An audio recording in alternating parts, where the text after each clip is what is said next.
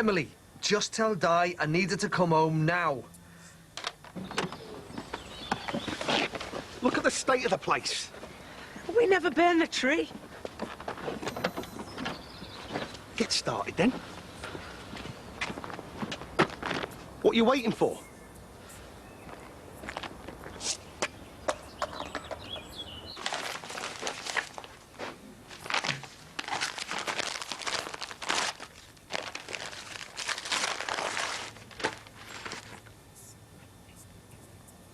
Josh would be really thrilled to get home from hospital. Oh, we'll be made up, mind you. Been quite peaceful here without him. Are you sure you don't need a lift? No, I'm fine, honest. Mike's coming around later to help, so we'll just jump a cab when we're ready. Maybe I won't hang around to see Mike. It's your Gary he's got a problem with, you know, not you. I could do without the hassle, that's all. Tell me about it. Hassle's my middle name nowadays. Hope it goes okay. So do I. Hey, pop round later. I'll be stuck in here with my ladder, remember? I'll be crawling up the walls. I might just do that.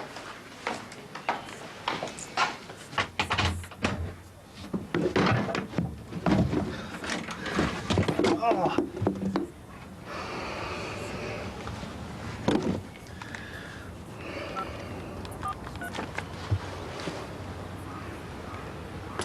Kevin, I'm going to be in late for work. You don't want to know.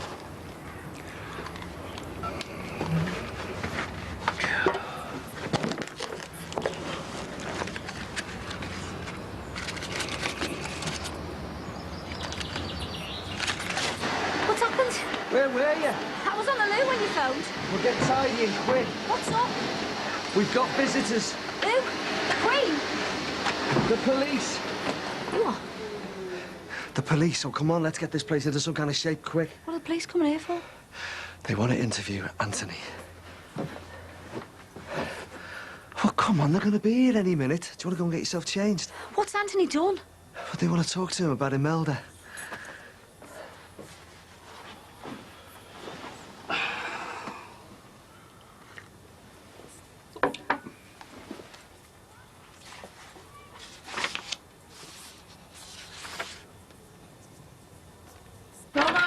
You inside. No, I don't know what to do with feeding him, and as you wasted some. Mind me leg. Hey, they didn't hang about booting you out your bed, did they? We're still warm for the next lad you moved in. Better than being stuck in the hospital, eh? Back home with your mum. You finished outside? Yeah, filled a couple of bin bags. Good. You can do the toilet next. Not me sick walking in on that. Have you been smoking? Mind your nose. You had enough of this last night.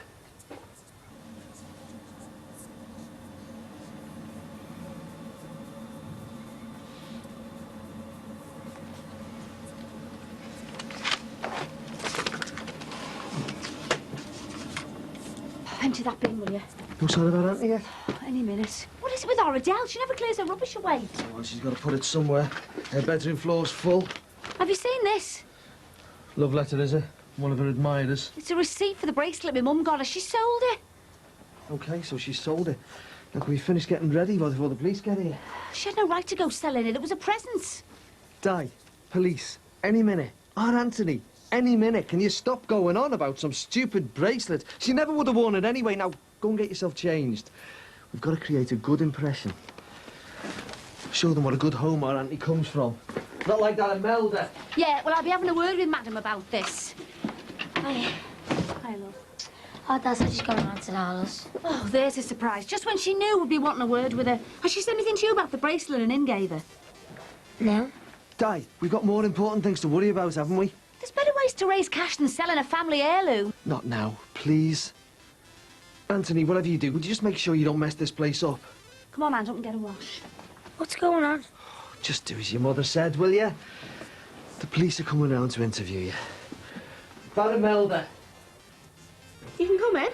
Oh, no, you're all right. I've just seen our Mike in the garage and he said Josh was back home, so I thought some sweets might cheer him up. Oh, thanks. I need to leave. I could do the cheering up, though. Stuck in here with him for weeks. Yeah, I've been wondering about that. How are we going to manage with work?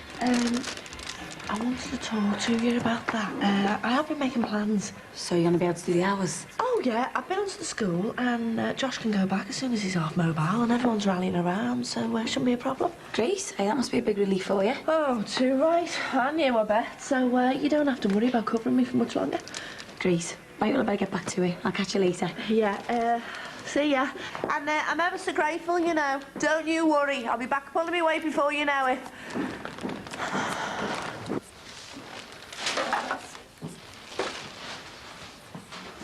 Come, Ed.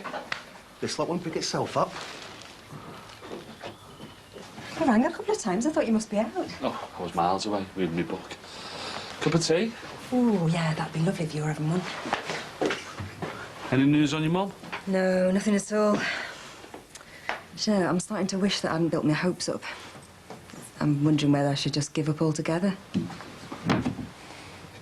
Give what up? Sorry. Trying to contact me mother. Oh! Look at the state of that. Are you okay? Yeah, I won't be a sec. I'll just go and change my shirt. What were you saying about your mum? Oh, nothing really. Doesn't matter. What were you reading?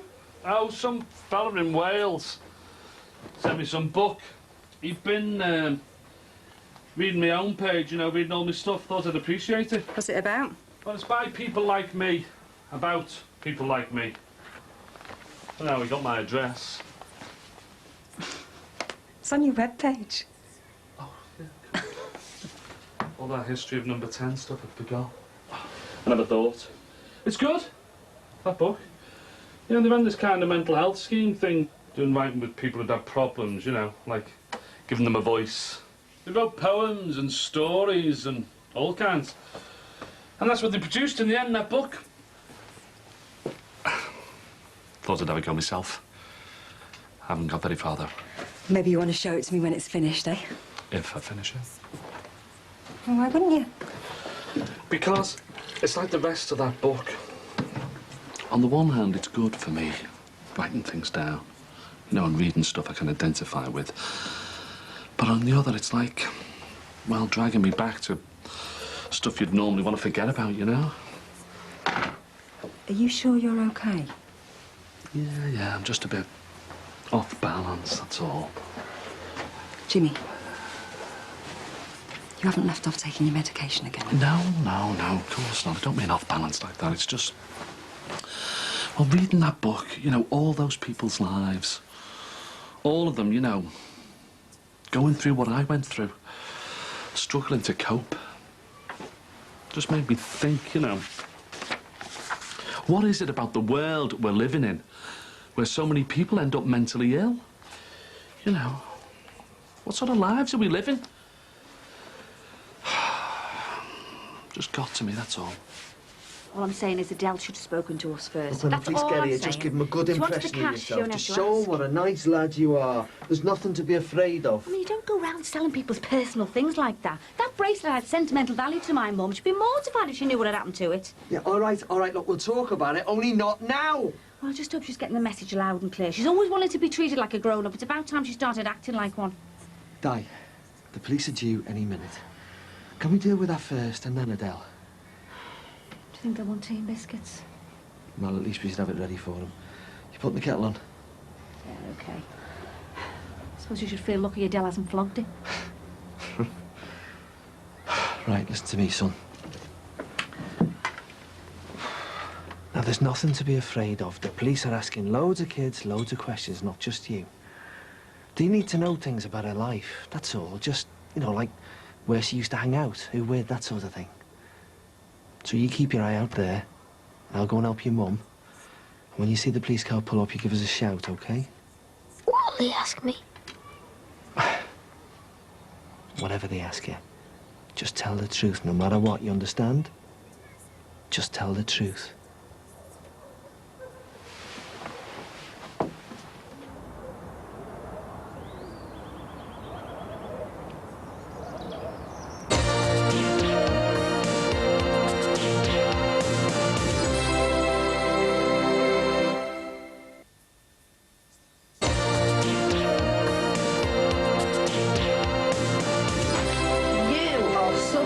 Oh, I thought you needed cheering up. Both of you. Sticky bun, Josh.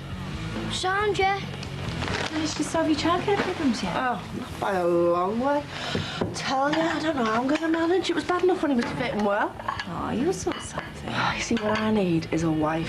A great big male hunk of a wife. Someone just to share the workload. You've been in prime position down there in the bar. I thought you'd have had loads of blokes after you. Oh, yeah, too right. I mean, there's them with the beer goggles on, and them whose wives don't understand them, the ones who got no one to go home to, you know, they just want a bit of company. And then you've got your out-and-out weirdos, the spooks who just hang around staring at you like they're in love with you. Ugh.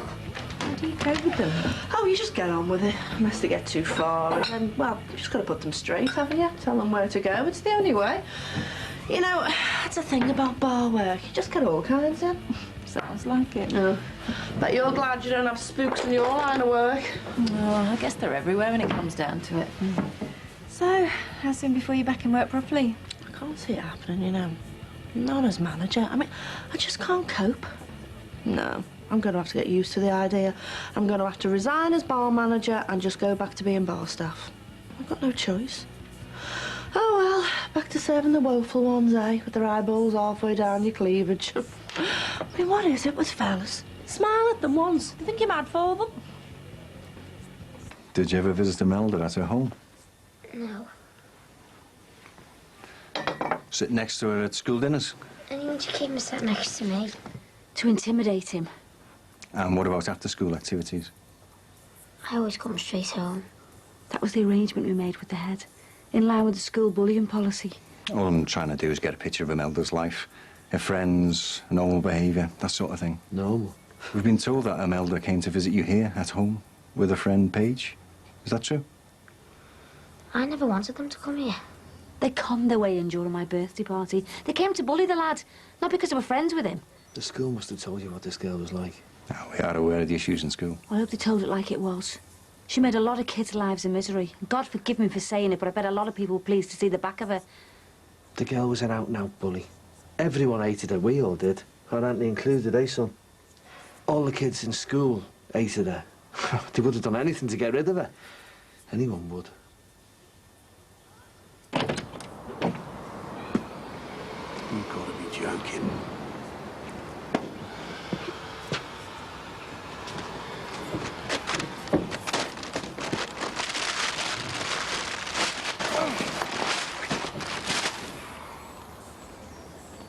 So on the last occasion Imelda was seen leaving school, can you tell me where you saw her that day? During dinner times. And did you notice anything unusual about her behaviour? I can't remember seeing her. That's okay. Did you see her after school? No. He's had it drummed into him to stay away from her, and that's what he does. Did, I mean. Did any of her friends say anything about her that day? Maybe they'd heard she had some kind of plan, running away from home, that sort of thing. I never heard anything. That's fine, you're doing really well. We've had a look at the school records, Anthony, and we're well aware that Imelda bullied you over a period of time. She was really nasty to him. It would be a great help to me if you could just let Anthony speak for himself as much as possible. Go ahead, son. Like I told you before the officers came. Just tell them the truth. I won't laugh. You haven't heard what I've wrote? Is it like a poem? Poems rhyme, don't they? Well, does it rhyme? Nowhere near. Well, is it like, short story, then? It's just words, you know. I'm just trying to find a way of putting down all the things that are whizzing around my head. I promise I won't laugh. I'll try. The room. There's a room in a house. You go in through the door. You're scared of what you'll find. Oh, I can't do this. Why not? It's a mess. I can't make head and tail of it myself. Well, then write it out again and then read it to me. There's no point. Yes, there is. If it's part of you, if it's your voice, then I want to hear it. It smells like a dead ashtray in here. Yeah, and you'd know all about that.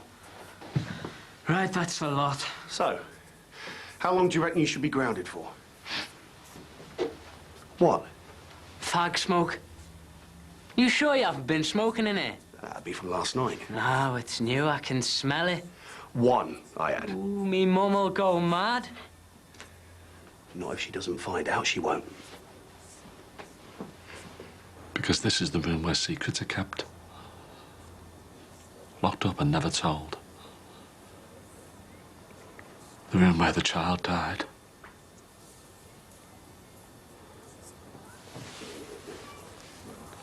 The room where the child crawled up the walls and the parents had locked him in and wouldn't let him out.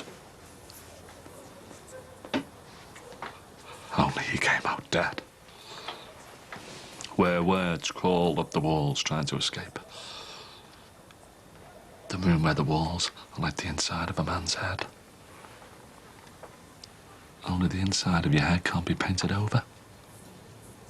Can it? Oh, I shouldn't have bothered, should I? What are you doing?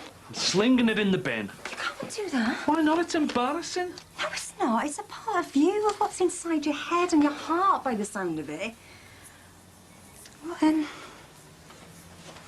What gave you the inspiration to write it? It was just that book, you know. Reading what other people had written about, you know, when they were as ill as I was, and worse, kind of made me sit up and think. Yeah, well, you should be proud of it, not throwing it in the bin. Oh, you reckon? That's what I keep expecting you to do with me. Bin me off, and I wouldn't blame you either. And why would I want to bin you off? Well, look at the state I was in before. You didn't check to see if I'd stopped taking me tablets. You can't be going through life with me like that. I'm a liability. Well, shouldn't I be the judge of that? Of how I live my life? With me, though? Was that what you're saying? All I'm saying is, you mean a lot to me. I like being with you, and as long as we don't go rushing madly into anything, then I'm happy. Do you really mean that? Let's just take it one step at a time. That'll do us for now, eh? Well, as long as you're sure you're happy. I am. Now, shut up and read us some more about this room you're writing about. Hey, listen, yeah, this room, it's not a real room, you know. I made it up, you know, like a room in a story. I mean, that's what people who write do, don't they? You know, make things up.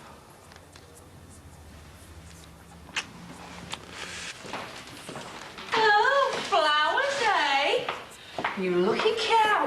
I hope they're from Gary. Unless you're a dark horse. And a dirty mare all rolled into one. I wish. OK, babe, I'm coming now. Poor lamb. Better go and see what he wants. Oh, thanks for coming round. Do you really cheer me up? Oh, anytime. Hang on a minute. This girl terrorised Anthony for months. We were desperate for him to stand up for himself. And did you stand up for yourself? I tried to. It was hard, though. It was hard because he's such a gentle kid. It wouldn't hurt a fly normally. But despite being a gentle kid, you did stand up to her. When she'd driven him to it, yeah? Could you tell me how you stood up to her? Go on, son. I told him to leave me alone. I believe you stood up for yourself more than once. Yeah, when he was under pressure. Using a waste bin as a weapon in the school toilets. You're trying to make him sound like he's some kind of violent nutcase. Like he was guilty of something. And what about the time when you attacked her with an iron bar? She'd driven him to that. I never meant to it. I just wanted to scare it off. But you don't deny that you attacked her and these other incidents. He was defending himself is all. Wish he never hit her now.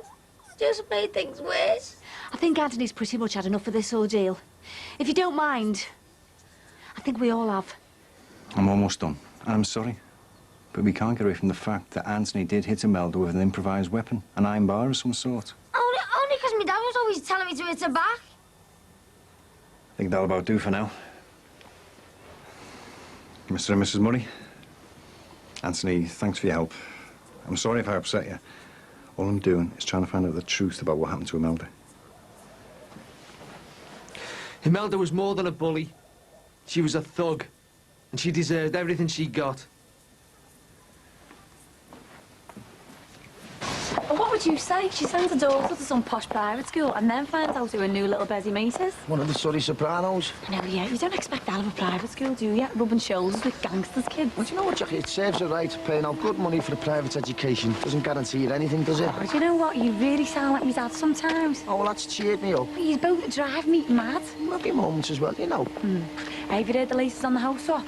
My dad won't shift if Ray and Jessie are moving into the new house, and Max won't move if they stay where they are. You know what, they're both as bad as each other. You should just let them get on with it. Oh, yeah, well, as if I haven't tried. How was that? Dobby little no, Mark. Oh, looks like he's regretting it now. He would have done last night if he would have wound me dad up even more. And Max. And me. Oh, well, that's something to look forward to, isn't it? A bunch of noisy, scally neighbours moving in. Just like the dickholes when we moved in. See you later. Later.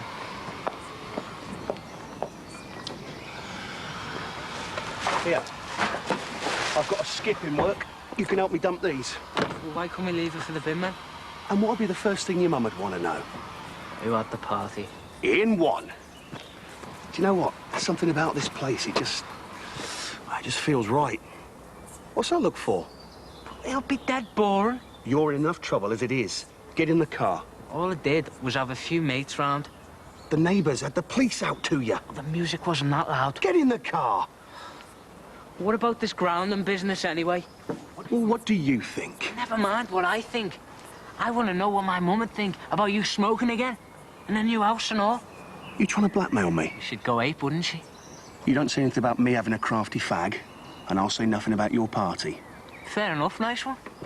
But pull one more stunt like that, and I'll rip your head off. Now get in. If there's anything else we can do, we'll be only too glad to help. Won't we? Of course we will. Anytime. Anything's worth hearing there. I think we might be getting back onto him.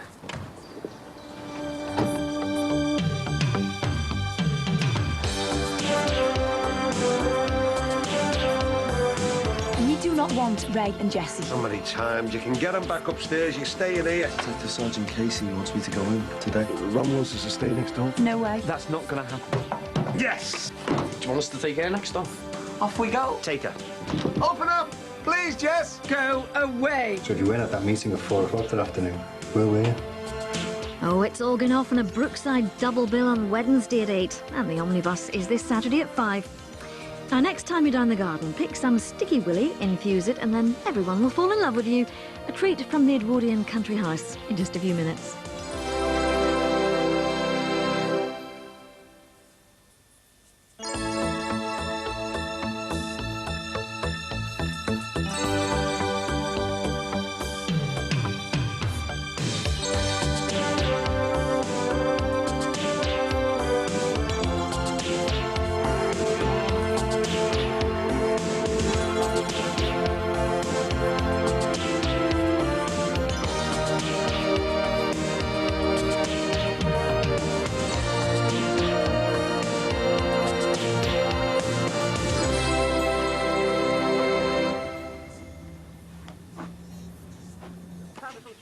Now on the show, there's been an accident on the M62 southbound between junctions 2 and 4.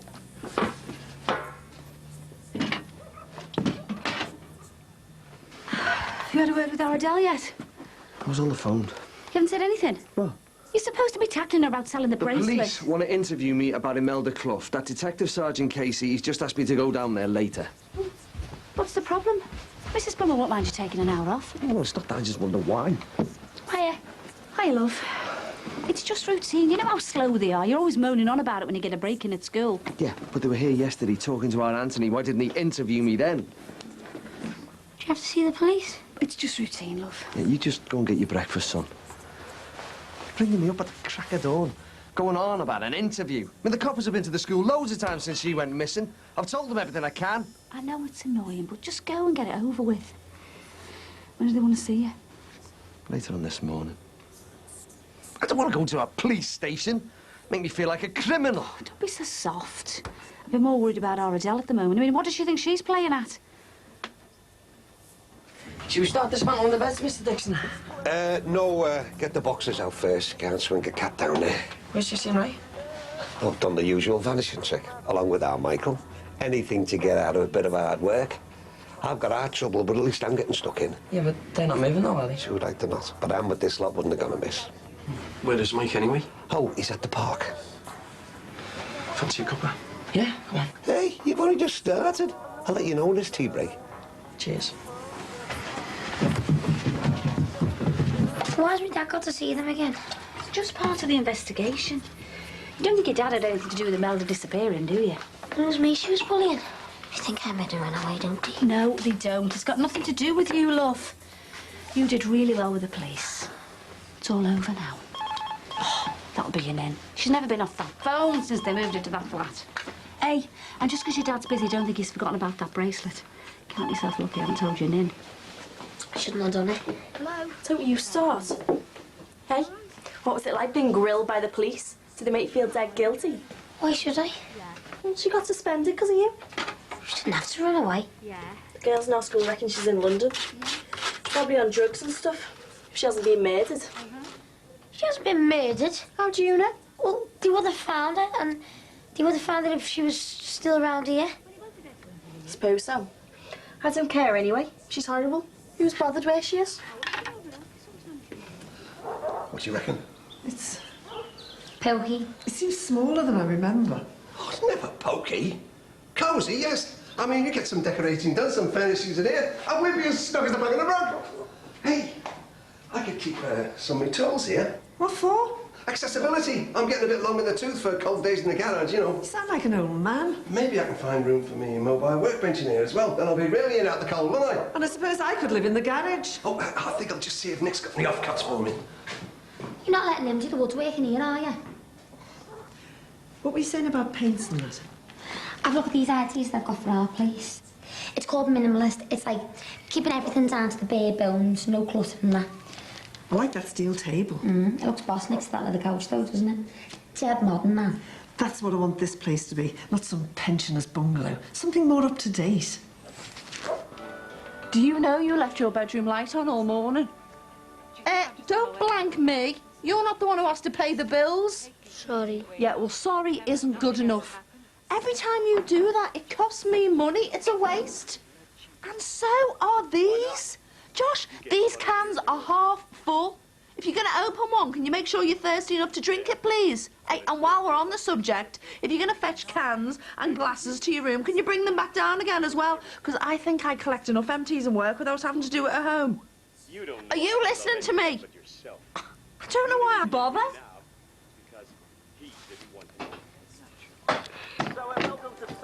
What are you doing? I'm moving next door.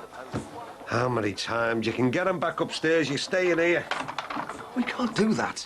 Jackie and Max don't want us here. Yeah, and I don't want the pair of you next door either. It's too small, and I want a proper bedroom. Hey, not in here. Can't move for flaming boxes. Put them upstairs. What's the tea break then? What are we supposed to do? Jesse doesn't want to leave. It's only till the bungalow's finished. Try getting that builder to pull his finger out. Very good sign, eh? Yeah, better than a bus and a lot of shoe leather. And all on your Jackie. Good old Jackie.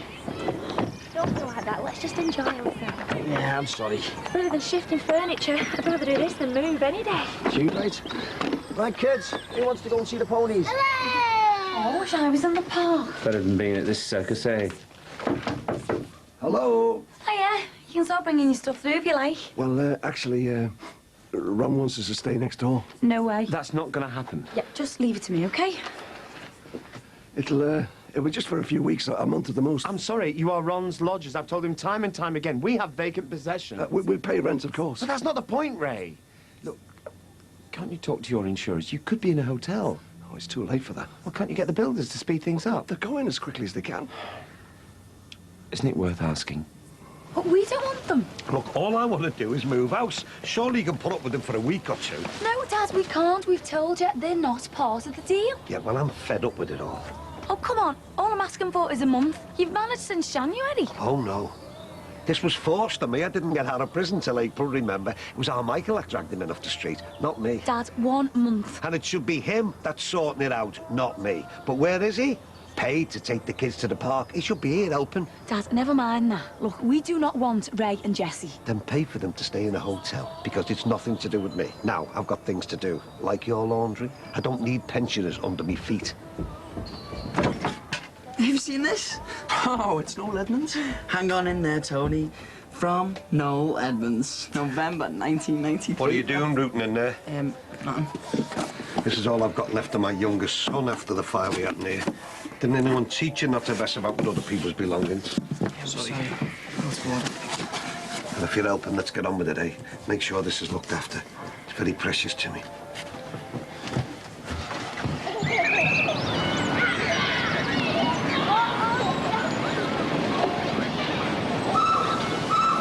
Hey, and you can get some of them silver wall lamps and little spotlights for in the ceiling. And do you know what else I'd like? I'd like one of these bright-coloured rugs for in here. I hated that old carpet. Hey, Nick's going to get me some mahogany offcuts from a mate of his. I don't want any workbench in my kitchen. No, it's not that. I was sitting there putting up tiers on little polished shelves here, you know. They were just the job for the knickknacks and things I got from the antique fairs. I don't want anything like that. It's old-fashioned. Look, this is what she wants. Oh, yeah. I've seen some of this stuff. It's not my idea of good workmanship. But it's modern. You just want a little armchair with little nested tables next to them and one of them little muff things that you can put your feet in. Look, we lost everything in the fire. We've got to build a life with new possessions and new treasures and that, you know. And you're not going to do it with furniture that looks like instruments of torture. Yeah, but you don't want it looking like some old pensioner's bungalow, do you? If we're going to make a new start, we should brighten it up, modernise things. First things first, isn't it, eh? I mean, it's not finished yet, is it? And we got the house move to think about as well. Oh, I'm staying put. But you can't. Max and Jackie don't want you there. Neither does Ron, that's obvious. Yeah, I'm going to make a start. Well, you do what you want, but you can tell Ron Dixon and everyone else that I'm stopping where I am. Mahogany shelves. Who's going to dust them, eh? Not him. Talk about 1 foot in the grave. He's winding himself down to that when all I want to do is wind myself up while I can. Man, you put what you want in here. I tell you what, I am going to go down to this shop and have a look for myself. Do you want me to come meet you? Yeah. Yes, I do. I want a young woman's advice. Mom! What are you shouting me for? I'm busy. I need to go to the loo. Well, go then. I need you to help me. Be soft. I've got to get this place straight. It's the only time I've got. Can't do it on my own. Hang on. 1 minute you're asking me to go out, and then the next minute you're asking me to be nursemaid. Go on, go. Oh, how many times have you managed on your own so far, eh?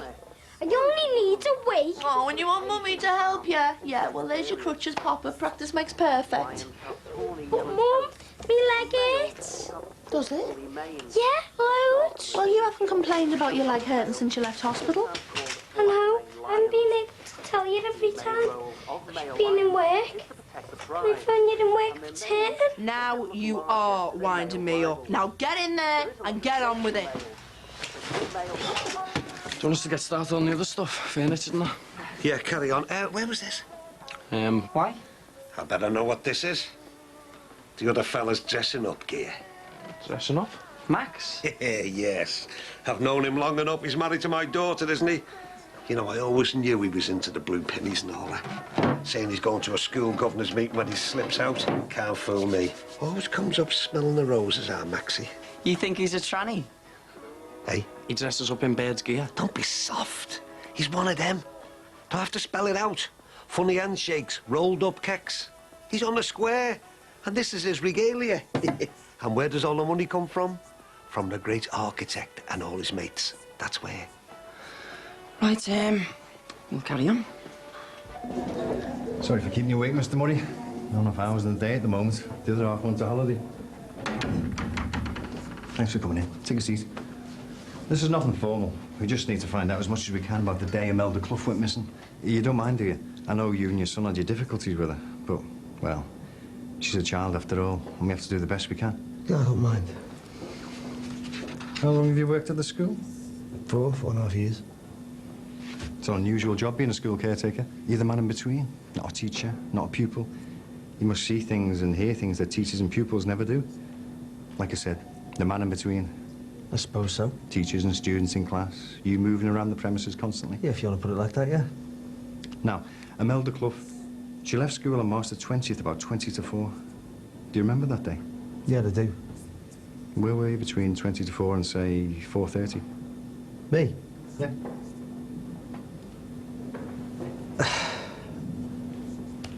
It's a simple question. Where were you? I was at the school. At the school, yeah. With plenty of scope to see exactly when Imelda Clough left, perhaps where she went. Can you remember where you were at that time, Mr. Murray? I was made acting head caretaker about that time, yeah. I remember. I was at a health and safety meeting. At 4 o'clock on March the 20th? Yes, definitely. Health and safety meeting, 4 p.m.? Yeah. Are you sure about that? Yeah, of course I'm sure. It was the first one I was put in charge of. Can you excuse me, Mr. Murray? What's going on? Shouldn't be too long.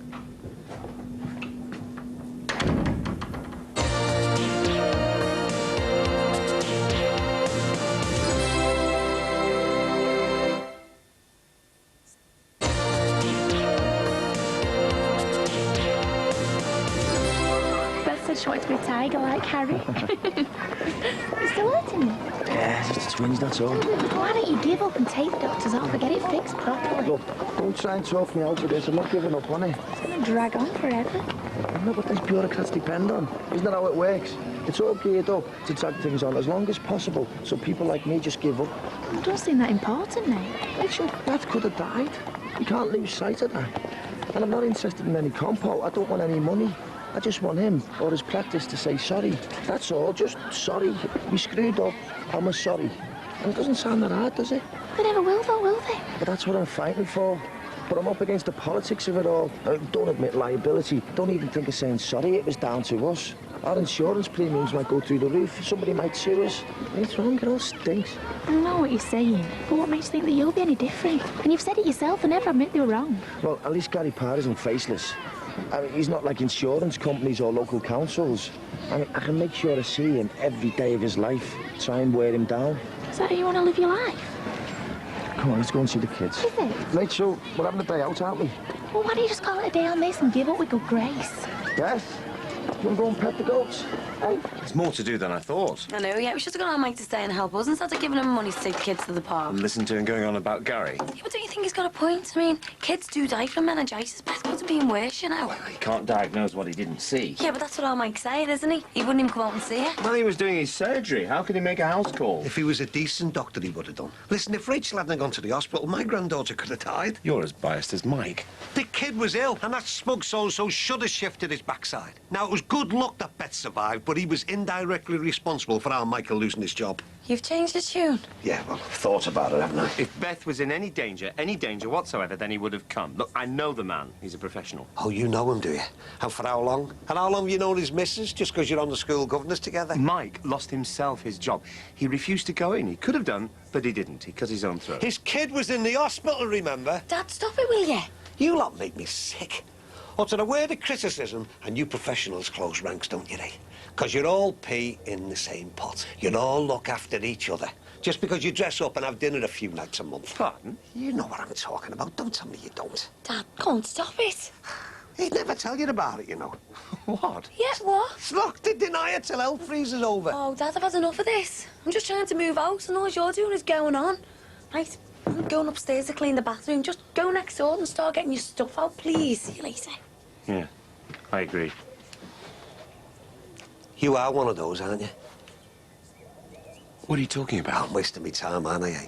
You'd sooner have your tongue ripped out and buried on a beach. You know what I mean, Maxie. Nice touched. Mr. Dicko? No. I'm going on about that thing. What was that about? Didn't you get it? He reckons that Max is one of those Mason fellas. What, a bricky? No, a Freemason, you prat. He's acting daft, denying it, but I'll prove it. Do you think you really should be doing that, Mr. Dixon? Hey, I told you I'll prove he's one of them. Funny handshakes, trouser leg nonsense. Get in. What is it? It's one of them things surveyors use, but an old one. A theodolite? Yeah, that's it. I've knackered the lock now. What am I going to do? So much for rooting in other people's belongings, eh? Okay, Johnson, we can fix that. Do you want me to ask him? Right. Just get it out of here and sort it. I'll stick it in the van, but it'll cost you. Yeah, don't worry. I'll pay. Just hide it, OK? And look, if he asks, nobody's seen it, all right? Get the bracelet back while I'm at it, eh? Hmm? So, he's not one of them then, eh?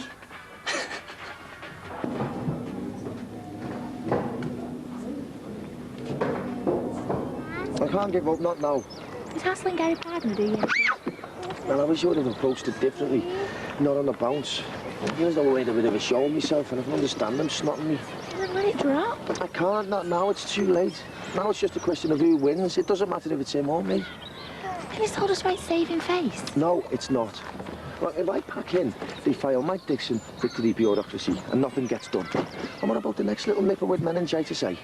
If I back off, they carry on with the sloppy treatments. But if I keep at them, it might make him and his Dr. Cronies think twice. Yeah, but for how long? Months, weeks, days? And it's like you said, they'll forget about you and just carry on the way they always have. Mate, so you're just accepting it. I want to carry on. And if everyone did what I did and kept making complaints, then it might keep the likes of Gary Parr on his toes. But have you got a case? We've been told that she had no symptoms when he did see her bed. He refused to come out. Mate, so are you going against me on this or what? No, I wouldn't do that, not on something like this. We're married and I love you. But I keep thinking that this is more about you. Latching onto something because something else is missing. How do you mean? It's just... I'm not being funny or anything, but... Well, this going for Dr. Parr, is it something you're doing because... Well, because you've got a degree but you've never had a decent job? Because we're in debt and we never have any money. And if it wasn't for your Jackie paying, then we wouldn't have had this nice day out. But I want days like this paid for by us. I'd sooner you went for that computer job than putting all your energy into getting at Dr. Parr. What do you say? Hey, be careful with that. Yeah, we know what we're doing. I told you, we're staying put. Look, I don't want any bother. What's going on? Don't worry, your stuff's still here. Well, then perhaps you can move it next door, now. We pay rent on this place. We're going nowhere. Hang on a minute, you're my dad's lodger, so you've got to go next door. Don't speak to me like that, madam. Ray and me are staying. That's not possible. And I am not having any lodgers. Either you move next door or you find alternative accommodation. Perhaps that'd be for the best. I'm sorry, I'm not having this. We've paid rent in advance and there's a fortnight still to go. You can have your money back. It's paid and we're entitled. Oh, this is mad. We're entitled. Right, all right, look, I'll pay for hotel accommodation for one night until you get things sorted. Don't you dare try and buy me. Oh, but he's quite happy taking our money after the fire. And we paid back every penny. But that's not the issue. Why is she bringing it up then? Look, you are not staying here, not tonight or any other time. I'm sorry. We'll see about that. I am not leaving here.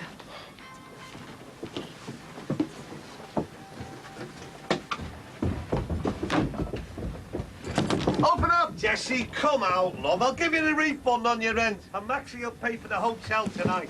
Just come out of there, will you? This is mad. You're making a fool of yourself, Jess. Let's just go and get a B&B. You should be standing up for your rights. Never mind giving in to them. Right, I've had enough of this. We stop right now. They're your lodgers, Dad, so until this mess is sorted out, we are staying put next door. But the furniture's been swapped over. Yeah, well, the beds haven't, and neither have we. What's happening? Stop work now. The move's been suspended. Get it sorted out, Dad. We're going back to work. That's it for today. Please, Jess. Go away. What am I supposed to do? Tell us when it's sorted.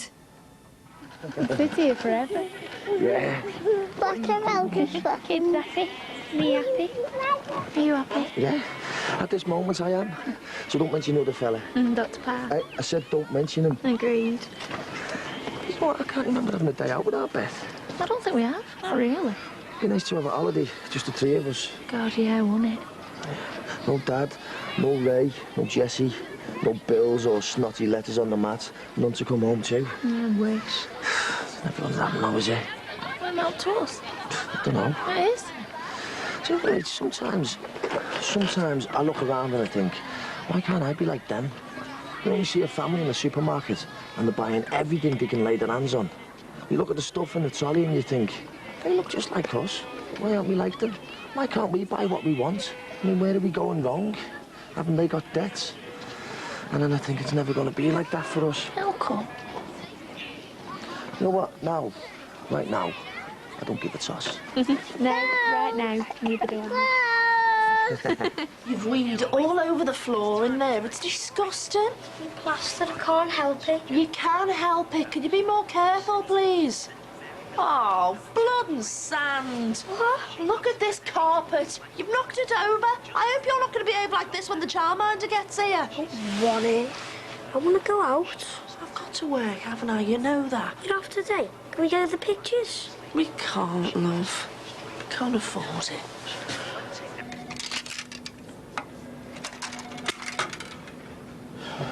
You all had a good day then? Yeah!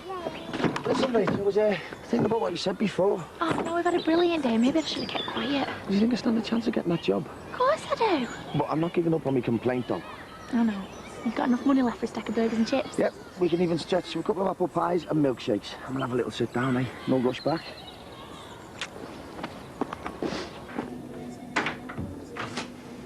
What's happening? I've been waiting here for hours. Sit down, Mr. Murray. I've missed nearly a day's work here. What's going on? Let's go back to March the 20th. Where were you at 4 o'clock that afternoon? I've told you. At a health and safety meeting. Definitely. Yeah, I told you. I've seen the entry in the head teacher's diary, but she tells us it was cancelled till the following week.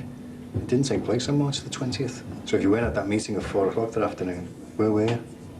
I must have been at the school. I've been looking at your employment records. You worked at St. Wilfrid's School in Mossy Lee before you took your present job, late 1998? Yeah. Did any of your children attend that school? No. Do you recall the name Jennifer Black? No, I don't think so. Jennifer Black was a young pupil at St. Wilfrid's School. 2 months before you left, she went missing. She hasn't been seen since. Did you know her?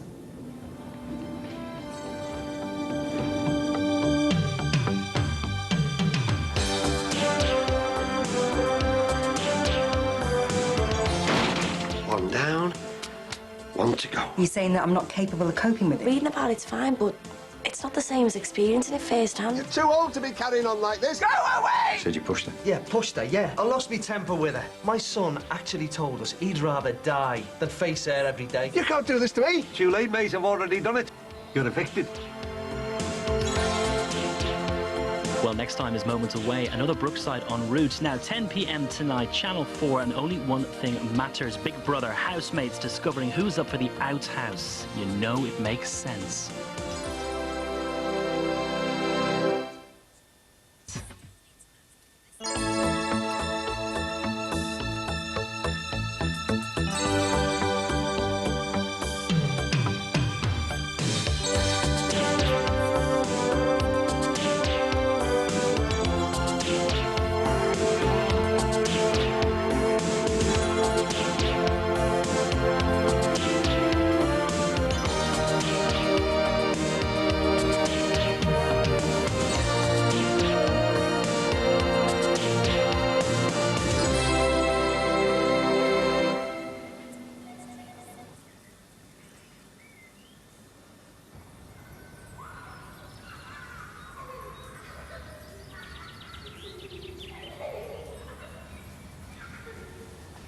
Let's put Jennifer Black aside for a moment.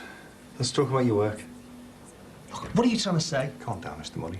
This is an informal interview. Do you ever see bullies at work? I have done, yeah. Did you ever see them bullying your lad? Yeah. Who was bullying him? Imelda Clough.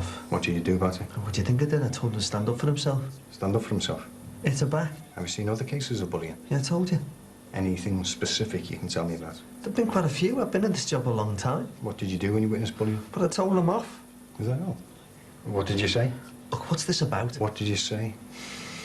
I told the bullies I'd report them if I saw them doing it again. And the victims? I told them to stand up for themselves. It's the only way. Hit back. Like you told your own son? Yeah, it was the right thing to do. Even when you took an iron bar and attacked Imelda Clough?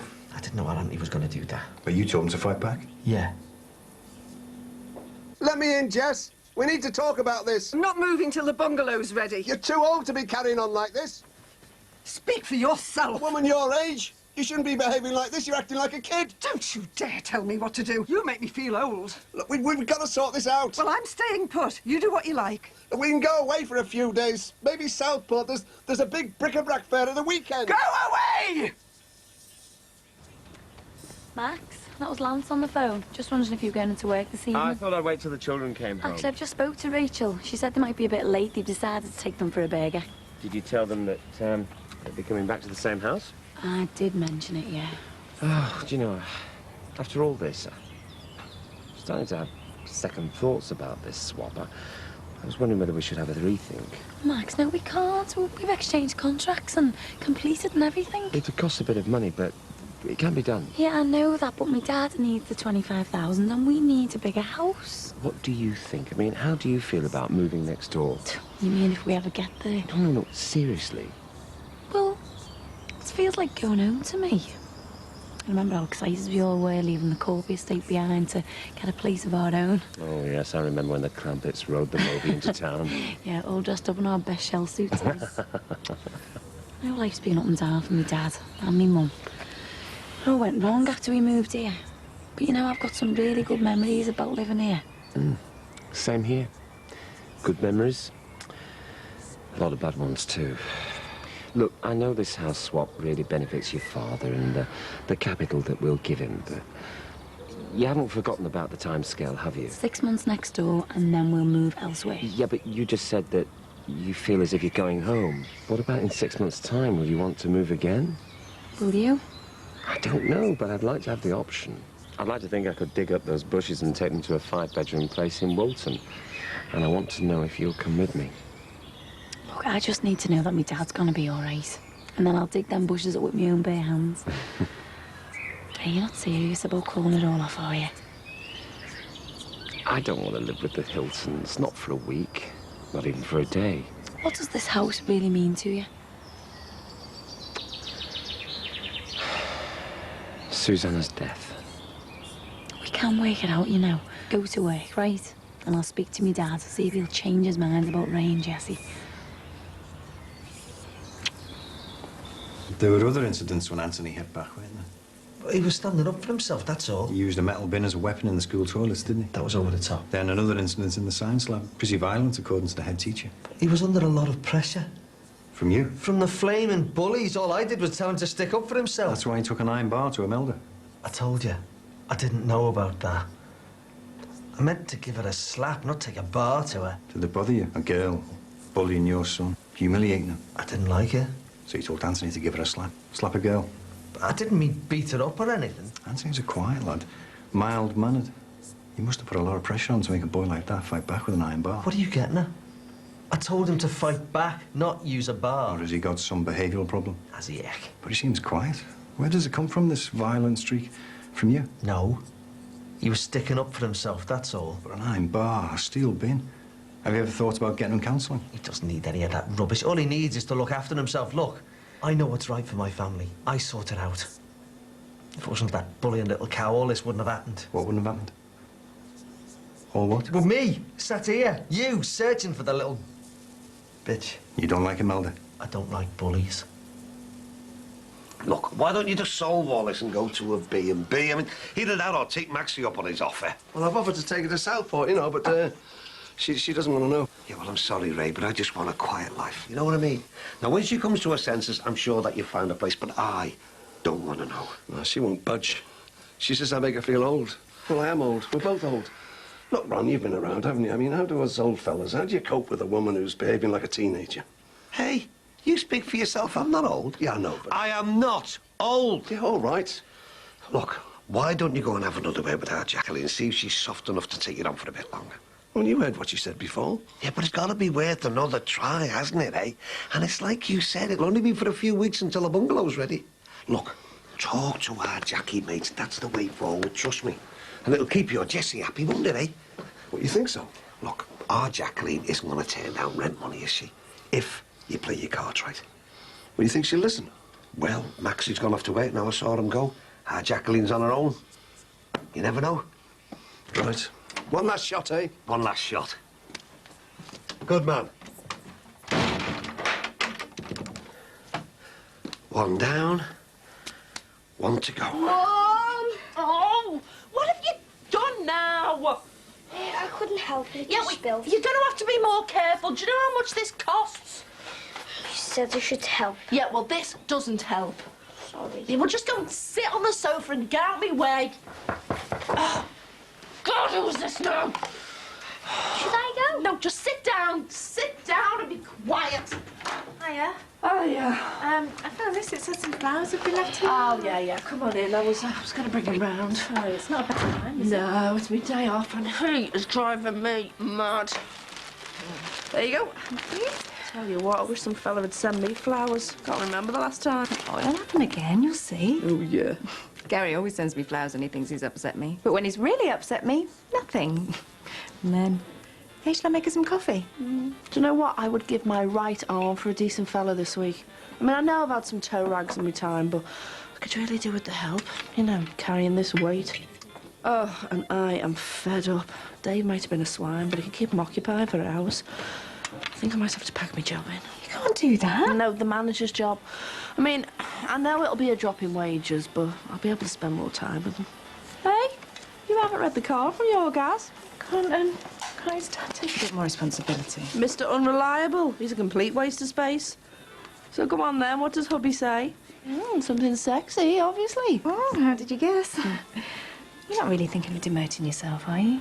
What else can I do? Force Mike to do more? He's just nipped out to do a bit of shopping. He shouldn't be long. Oh, I haven't got long. I'm doing work. You don't mind me waiting, do you? No. Do you fancy a coffee? Oh, please, yeah. Perhaps I should have called first, eh? Maybe you should go today and get a mobile, like. Couldn't you reconsider? It's only for a few weeks. Look, Ray, I'm sorry, but I can't. Max just won't compromise at all. She's in a very, very funny mood. I don't know what's bothering her. Nothing I say seems right. Look, what if I have a word with my dad? See if I can persuade him to let you move in here with them just for a week or two. If you don't mind. All right, it won't be a minute. You wouldn't believe the effect their bullying had on my son. She made his life hell. He was terrified. Is that why you hit Imelda Clough? I pushed her, that's all. I told you pushed her so hard she smashed into a wall. She had to have medical treatment. All right, I lost her. But anyone would. She conned her way into my wife's birthday party. She conned her way into my house when my son was off sick just to bully him. Why do you think I hit her? You said you pushed her? Yeah, pushed her, yeah. I lost me temper with her. My son actually told us he'd rather die than face her every day. That must have made you angry. Well, of course it did. Do you often lose your temper? Lash out? No. Were you pleased when she was suspended? Well, it wouldn't be. The school had been dragging their feet. She should have been excluded permanently. But you still wanted to hit back at her for what she'd done to your son? No, I was happy with that. At least the school were doing something. But not enough. I didn't say that. Imelda Clough returned from suspension on March the 20th. That was the last day she was seen by anyone. Do you have any idea where she might be? No. You're sure about that? Of course, I'm sure. I need to make a call. Look, I'm not making any promises. He's bolted the door! He's locked me out! Oh, Dad, come on, let us in. Not till he's gone. I don't want him back in here. You can't do this to me! You're too late, mate. I've already done it. You're evicted.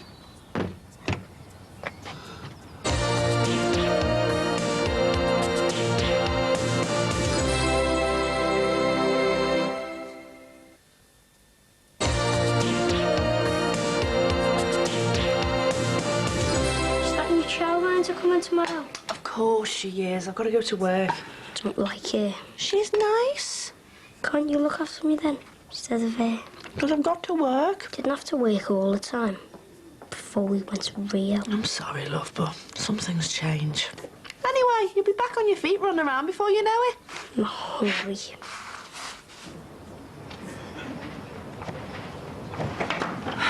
I want you to stop this. I don't want your flowers, and I don't want you following me around. It was only ever work between us. We went out for drinks. You know that was all to do with Linda because she was ill. You got it all wrong. Look, you're like this because you're still trying to cope with your grief. No, I've had time for all that. And time to think. And I know now how it must have been for you. How you wouldn't, well, you couldn't admit anything with Linda still there. That was too much to ask. I'm sorry, Gabby. I'm really sorry. It's Gary you should be apologising to. That legal case crippled us. Forget him. Do you not understand? I'm free now. You me, Ricky. No! I want you to stay away from me. I don't want you anywhere near me. Do you understand?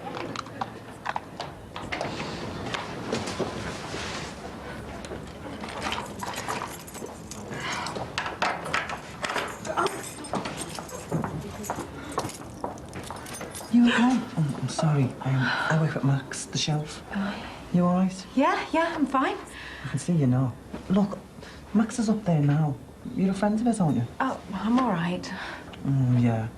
Come on, have a coffee. I can't. I know Max wouldn't forgive me if I left you in this state. Please.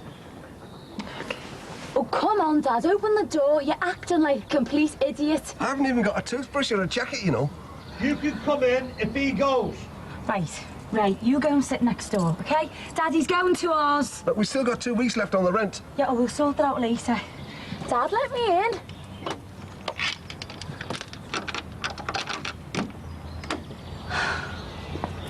Right, and the minute her up there steps out of this house, she'll be evicted and all. You're acting like a big soft kid, you know that?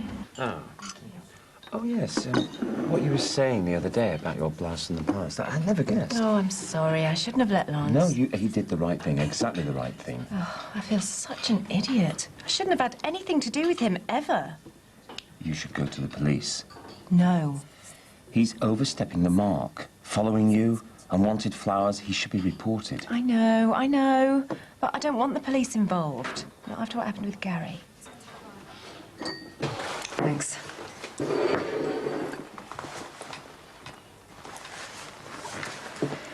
Do you think he'll be long?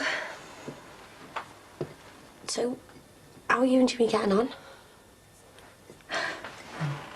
Good, yeah. Gets better all the time. Is he coping all right?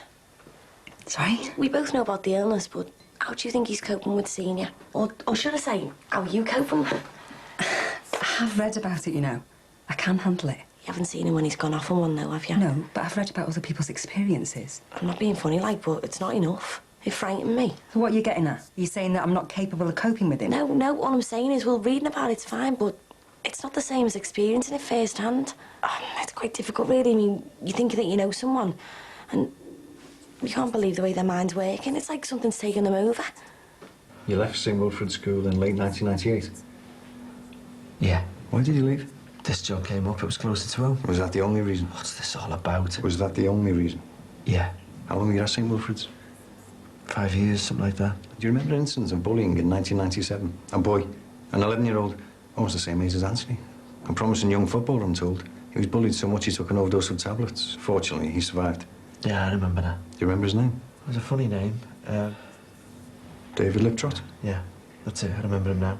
Yeah, he was a good player. Just lacked a bit of confidence. Did you know him personally? Nah, I might have spoken to him a few times. You weren't particularly fond of him? What's that meant to mean? It's not a suggestion of impropriety. You were a keen follower of the school team, and after David took his overdose, he lost interest in the game, stopped playing, had to have psychiatric treatment. I remember now, yeah. Did that make you angry? It was a lousy thing to happen. The bully involved was a girl. Jennifer Black. Jennifer Black was suspended from school after David's overdose, then readmitted. She went missing less than a week later. She hasn't been seen since. Are you sure you didn't know her? Yeah. Can you see my point here? You're caretaker at two different schools when two different girls each disappear without trace. Strangely, both girls were bullies who both preyed on young lads. Both lads were known to you, and one was your own son. When your own son was bullied by Imelda Clough, he might have taken an overdose, mightn't he? Did that send your mind back to young David Liptrot? Were you as angry with Imelda Clough as you were with Jennifer Black? No. He hasn't broken any law. He's just there. Hello again, Gabby. Is this your latest bit on the side? Take my advice. Forget her now. Because she'll use you and dump you, just like me. What? Perhaps you had better leave. Have you thought about what I said? I said you had better leave. I think you should go. Go away. Come on, Steve, we don't want any trouble now, do we? Please don't tell Gary. Now will you go to the police? Oh, to do what? They never act until something happens. Oh, I do appreciate you listening, Max. You're always so level and dependable.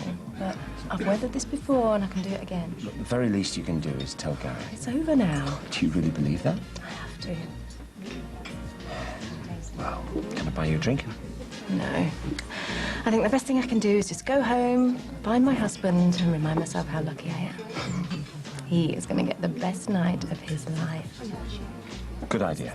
It's not so long ago that either one of us would drive over 200 miles for 2 hours in bed. Oh, I want that back. The excitement, everything. Thanks, Max. Bye.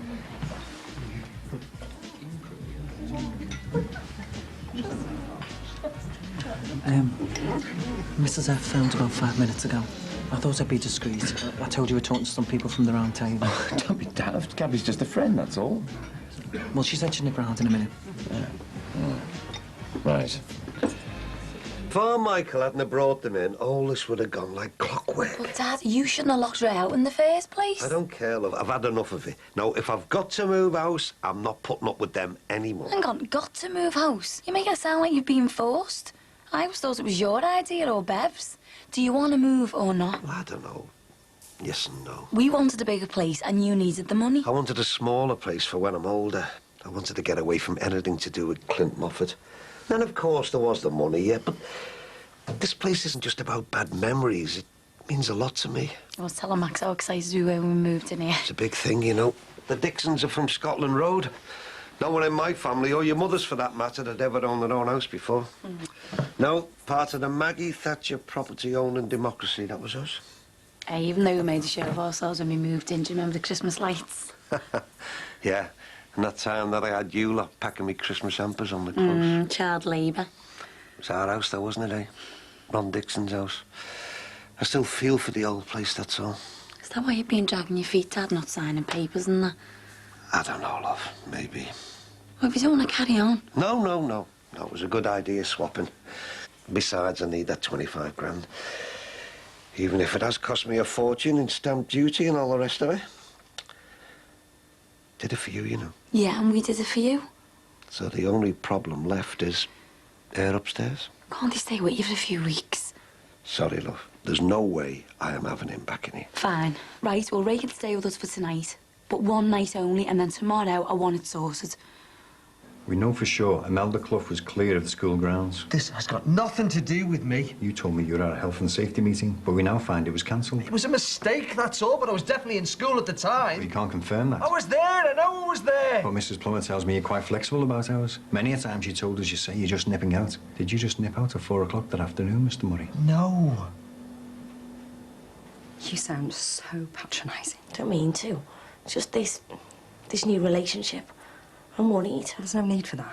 Look, I know that you're a help to him. I know that you know about his illness. But I'm not stupid. I can learn everything that you have. It's not that part of it that I'm worried about. What if things don't work out between you? If you walk out on him, then what then? I have no intention of walking out on him. I'm prepared to do everything that you've done for him and more. So I'm just asking you to step back and let me and Jimmy make a go of things. Well, I can't do that. Not yet. Just because you've read a few books, it doesn't mean that you know what it's like being in the same house as someone with bipolar. I think I know enough for the moment, and I'm sure I'll learn more. But it's hard.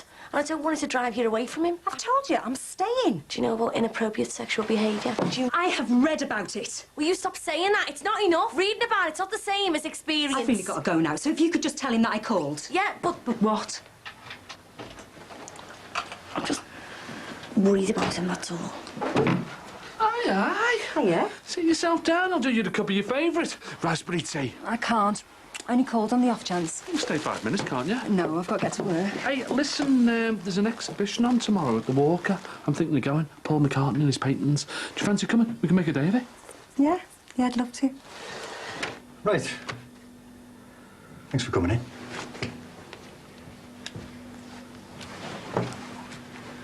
I may need to speak to you again, Hang but... on.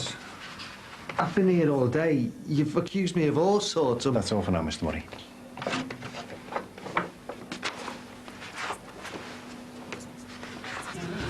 How long's he going to be with them? Oh, he's arranging some Rotary Club thing. It shouldn't be long. Can I get you a drink? Yeah, go on, have a lime and soda, please.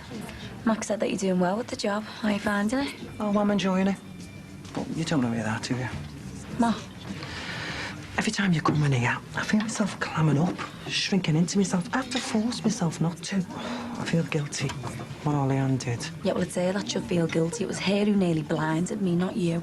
I won't have anything to do with her now, you know. Not after what she did to Bev and what she did to you. I was on her side for years.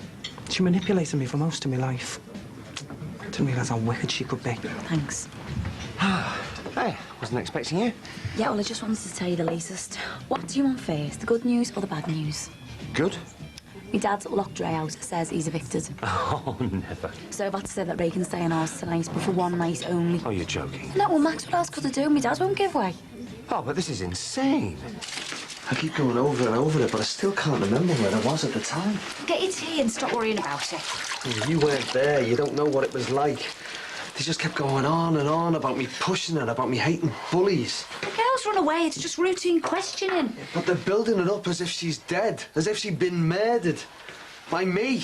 Don't be so soft. I am serious, for God's sake. You hear about these miscarriages of justice all the time. Now you are going over the top. And they asked me about that Jennifer Black. Who?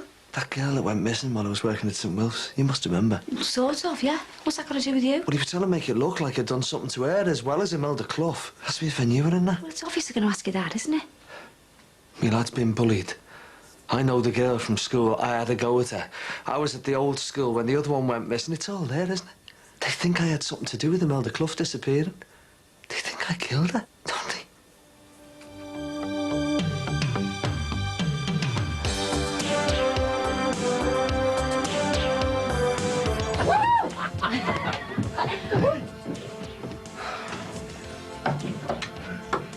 You you argued with Helen about me. Listen, me and her are getting on well at the moment. I don't want anyone rocking the boat. What, because another girl went missing from your previous school? There was enough for the police to pull me in, wasn't it? Do you reckon your dad could have done it?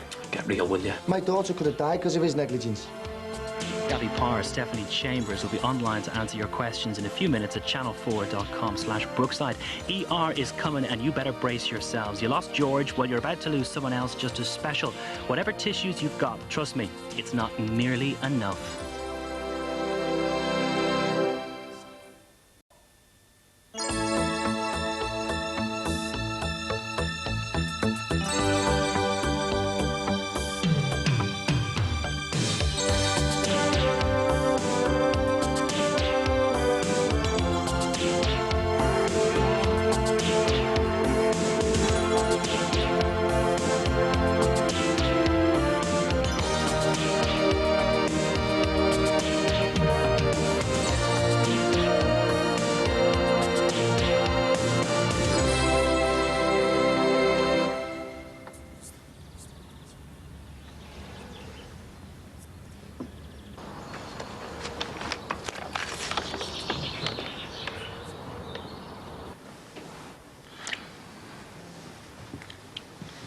You are going to be fit for nothing if you don't get your rest.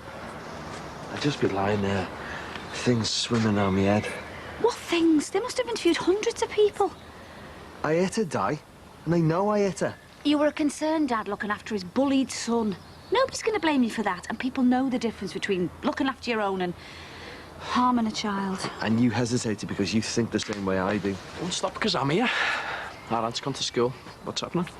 Your dad's been up since 4, getting into a state about talking to the police. It wasn't just a casual chat, you know, it was an interview. So? Police are talking to everyone after that reconstruction, aren't they? That's what I've been trying to tell him. Loads of people. Who didn't hit her? I did. She's got to be dead, that's what everyone's thinking. And this is about as serious as it gets. They haven't found the body or anything, have they? No, but she would have turned up by now. Didn't want to say anything in front of our auntie, but I'm sure the police are treating this as a murder inquiry. How do you mean, Dad? Oh, I don't know. It was just the way they kept on at me and... They want me in the frame. But you haven't done anything. What does that matter? They want someone. I'm it. What were they on about? All right. Yeah. I better go and get some clothes on. So, what were the cops on about? Oh, all kinds. They built up this whole big case around me. Kid went missing in the old school, kid went missing in this one. Common link. Prime suspect. Did they, go into the other stuff? No. And I didn't tell him anything about it, and you're not to either. Have I ever? So what else? All that stuff's circumstantial. What else is on your mind? Do you remember Mickey Edwards? Yeah. What? Is this, bad time? No, no, you just...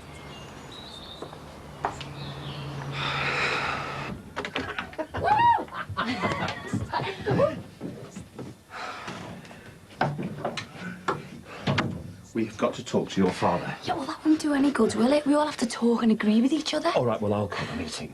You make it sound like we're dealing with reasonable people. What's all that about? Complaining? No, not at all. But any particular reason? Reaffirmation. It's a bit scary before breakfast, isn't it? I dreamt about you and I hit the ground running when I woke up.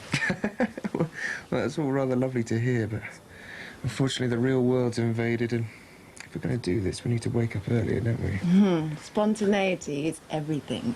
I don't think your clients or my patients will see it like that, though. Mind you, it'd be a great quote for Mike Dixon at the tribunal, wouldn't it?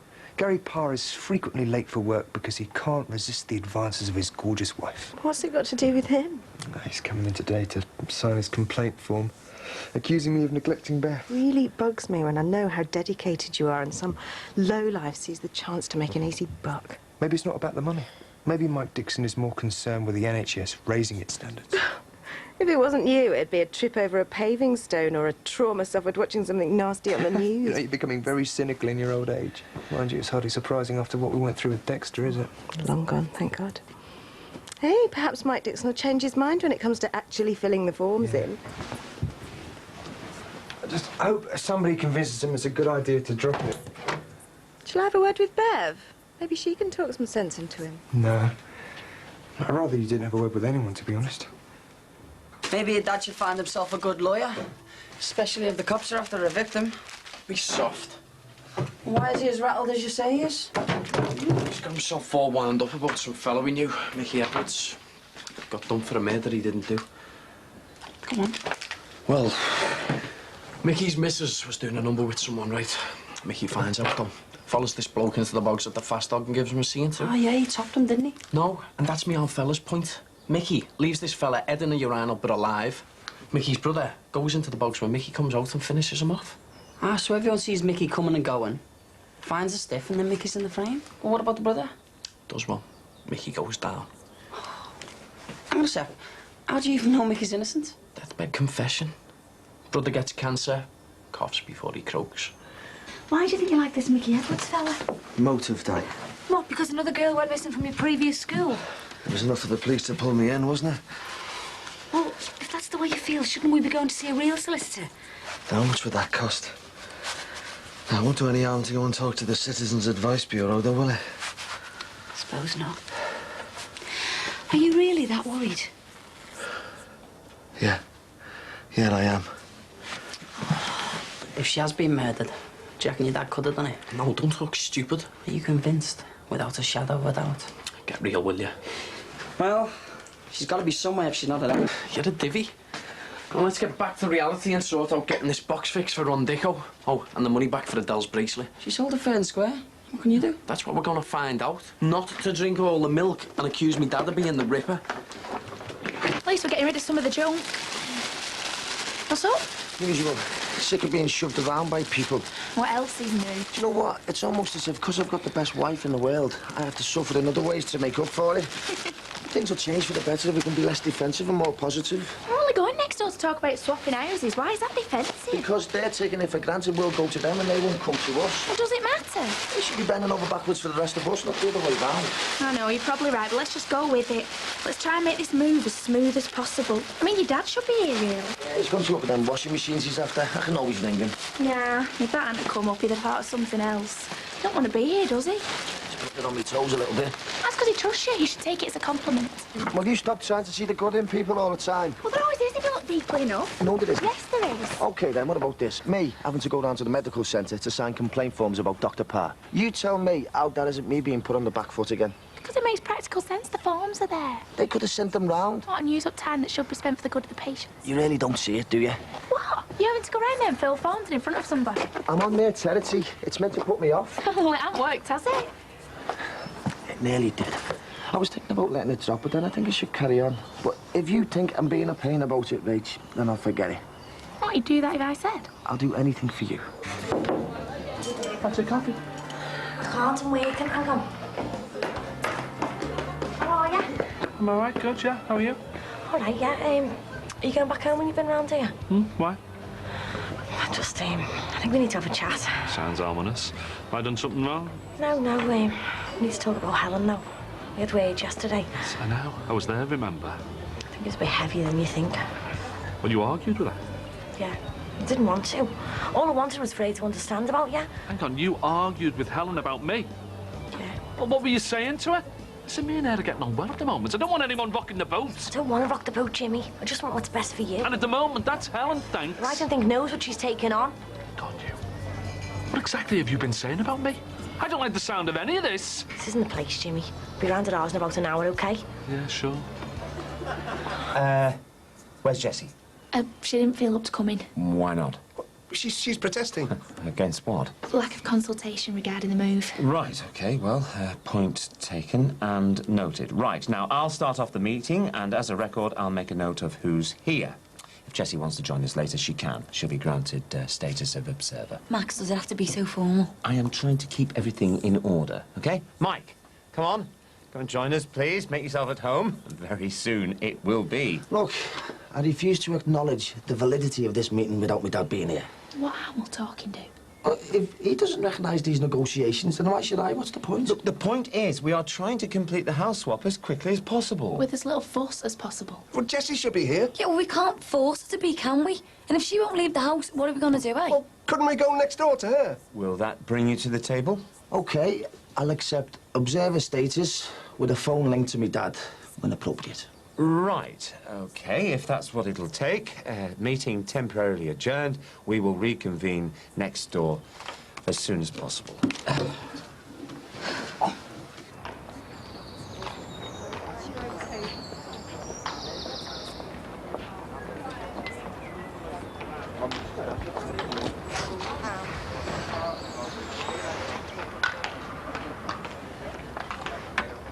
Well, why are you in a rush to go so soon? I was thinking you might want me to go with you. Well, is it because of what Nicky said to you? Yeah, bye. Right, Jessie, whenever you're ready, we can sort out these trifling hiccups. Yeah, whenever you're ready, love. You're all sweetness now, aren't you? Got your We've Got Company hat on. How do you mean? We've all been putting ourselves out to bring you in on this. It's crunch day today. We've got Tim and Steve ready to shuffle around the furniture, so let's talk. This should have been suggested before all this started. It's a bit late now to be asking people's opinions. Better late than never. Yeah, at least after this we might be living in the same house as each other. Mike, we acknowledge your protest, but could you see it as a token gesture and join us at the table? No, I can't, Max. What would be the point? Either everyone should be at this meeting, or no one at all. Do you not think we should just get on with this charade? Well, it'll have to be without me, then. I've got some business to sort out. Oh, will you come back after? We need to get this sorted out. Yeah, and then we can talk to me dad. Don't forget his disbursement money. All right, now I've got things to do, so my time's limited. You're talking like Roosevelt now. What are you on about? Well, when Roosevelt turned up at Yalta to carve up Europe, you know, after the Second World War ended and that, he said, I haven't got a lot of time because I've got to get back home to fight an election. Now, Stalin clocked that, and he stalled, and he stalled. He got what he wanted in the end. He got Poland and Hungary, just because Roosevelt wanted to catch a bus. Well, if we can get on with the meeting. Oh, is this a meeting? Well, yes, it is, in a casual sense. Oh, do we have an agenda then? No. Then surely it's only a forum. Look, Jackie, I am trying to sort out everybody's problems that will affect our lives, i.e. where we live. Yeah, well, I think you're bang out of order talking to Helen about me like that. She's got enough on her plate at the moment, making plans to go to Iceland. It's traumatic, thinking she might be coming face to face with her mother again. What did she say exactly? She's going to Iceland as soon as she can. You knew she was planning to go? Or are you blaming me now because I had a bit of a fallout with her? No. I don't know. It's probably just me driving her away. Are you all right? No, I'm not. And I never will be for the rest of my life. She doesn't want to take me on. That has to be her decision. But I had to tell her about the reality of your condition, Jimmy. She was blanking it, and that's no good for anybody. I think you better go. No. I'll stay here, and you'll talk to me when you're ready. I'm not leaving you like this.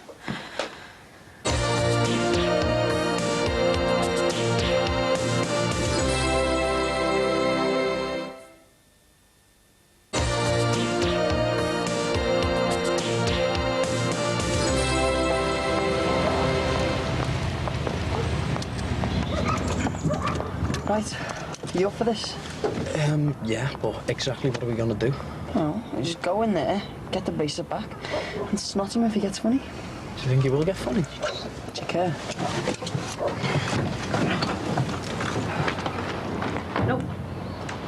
No witnesses.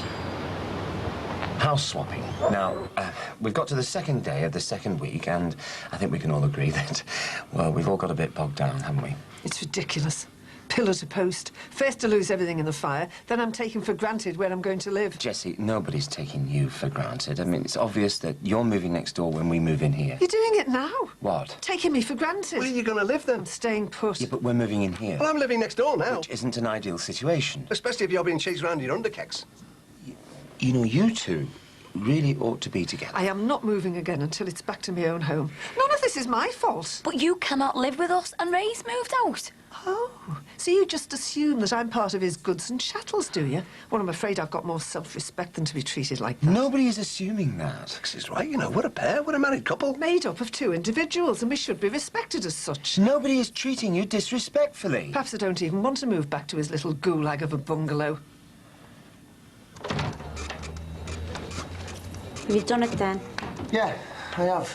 Not that it's anything to do with you. Of course, it's got something to do with me. I work for him, don't I? You must have a really cushy job if he won't go out and see any of his patients when they're really ill. Just listen to yourself and grow up, mate. My daughter could have died because of his negligence. Well, she didn't, though. She's fine now. And you're just putting through this to try and make some cash. Admit it.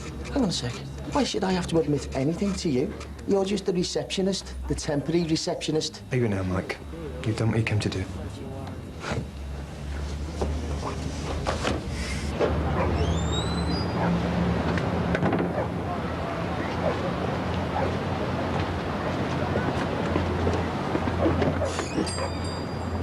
There is no awkwardness on my part. I want a smooth transition. It's not my fault that Ron didn't understand the subtleties of disbursement. If that means money, it's nothing to do with us. Keep it amongst yourselves. And Rachel, Mike isn't exactly being cooperative. Yeah, well, he did have a lot on his mind, like his daughter's health and his job. Yeah, but me and Max are here. Where's Mike and me dad? If you won't move in with me, I'll have to move in with you. That's up to you. If Max and Jackie will have you. What is the point if we're moving? But suppose you don't. We have to. Oh, Mike, good to see you. Maybe you could be the fresh impetus that we need. So how's it going? Nowhere and fast. But we will, we must. Now, can you contact your father, see if you can get him involved? I just have. He said he won't budge unless he gets his full money as agreed by you and no deductions for legal fees.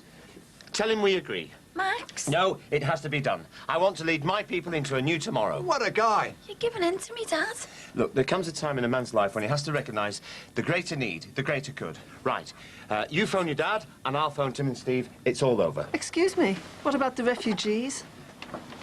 Phase 2. I don't want anybody touching any of my stuff. Your wishes are paramount. Look, let's just take in this major breakthrough. Come on, Jess, let's get round to the bungalow. We've got a lot to sort out. Yeah, I've got to pick the kids up. See you later. Any more business? Nope. Meeting closed. No, darling, I'm supposed to say that. Meeting closed, 11:09 hours.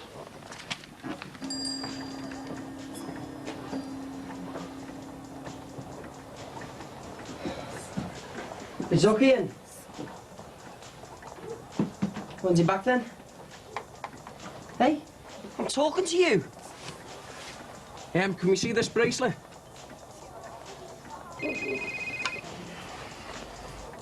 Hello? Shouldn't you be at school? Look, you have everything ready and we'll move it. All right, then. See you later. Bye. Right, we're in business. Yeah, but not here. We should have just took it. Well, she was just a kid. Yeah, but do you see how much he was asking for it? 180. Yeah, some mark up for 40 quid, there. I fancy leaving a little motor mouth in there. Well, who's gonna rob him? Smacks and skulls need him to fence his stuff. So what now? Come back when Lucky's in. Has to be the plan. Want to see how my old fella got on as well. If he's still out. What could you argue with her about anyway? If you're both me friends, how can you talk about me and then fall out? I only want what's best for you. Oh, and you think Helen doesn't? I'm not saying that. I just don't think she knows, that's all. Me and Helen are getting on great and we don't need any outside interference. If you feel left out now, then I'm sorry. Jimmy, this is not about me feeling left out. It's not about me at all. It's about what's best for you. Helen is. She may well be. As long as she knows enough about what you've been going through and what you're managing to get through now with your condition. I had a breakdown, but I came through the other side. I'll be all right with Helen looking out for me. You reckon?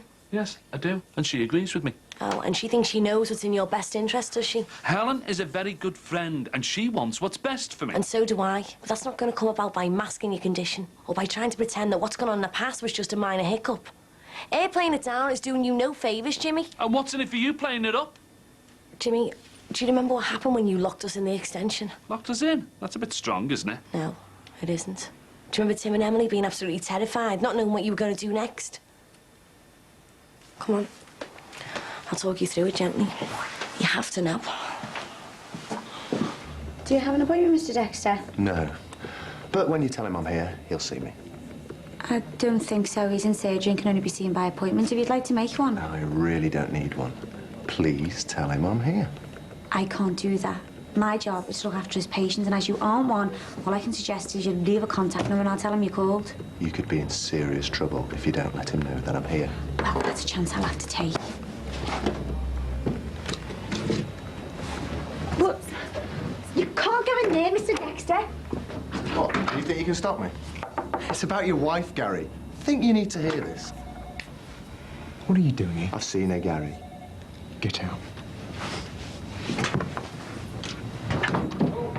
wife, Gabby, is having an affair. Nobody believed me before, and it cost me my job. Right, Katie, call the police, will you? It's all right, I'll leave. What did happen in here? Well, the writing on the wall. I'm a teacher. I cannot live my life within four walls. I don't remember any of that. Don't think I want to. Don't try and force it then. So why are you doing this to me? Because I care what happens to you. And you think Helen doesn't? If you want a future with her, then she has to believe what I tell her. And why didn't she? Perhaps because she didn't really want to face up to it. But she's got to understand you've got an illness that has to be treated properly. Tender love and care is part of it. It isn't enough. You have to have your medicine or you'll relapse like you did when you were in here. This isn't about torturing you, Jimmy. It's just about making you face up to reality and making it work for both you and Helen.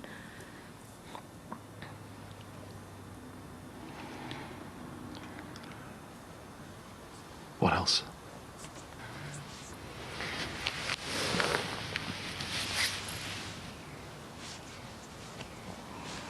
You don't remember, do you? Something bad happened in here, didn't it? No, but it might have done. Do you remember asking me for a cuddle and putting the fear of God in me? I thought I was going to be raped. Raped? But you haven't been taking your tablets. This is what I'm trying to get over to you. You have to take your medication. Helen needs to learn about your illness so she can help you. You must have been terrified. Well, I knew it wasn't really you. You were at your lowest. But she has to know what she's taken on for both your sakes. What am I going to do about that? You're just going to have to be totally honest with her, and she with you. I mean, you have an illness that has to be treated properly. She's got to understand that. She has to know all about your medical regime and know that you've got to stick to it. Did you really think I was going to rape you? I don't know. I was just concentrating on making you aware of who you were and what you were doing. How could I do that to you? How could I treat you like that? You of all people. You've stood by me. You've helped me out. That's why I had to talk to Helen. Oh, Nicky. I'm so sorry. I'm sorry.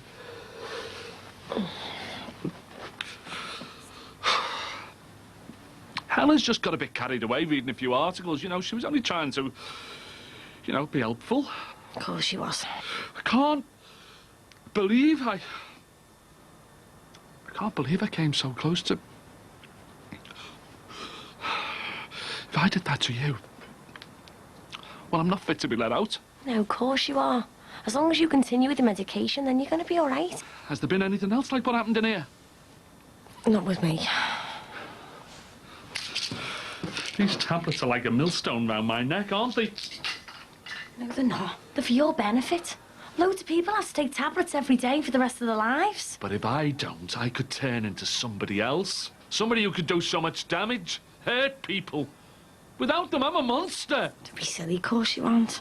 I feel so ashamed. I once forced myself on Jackie.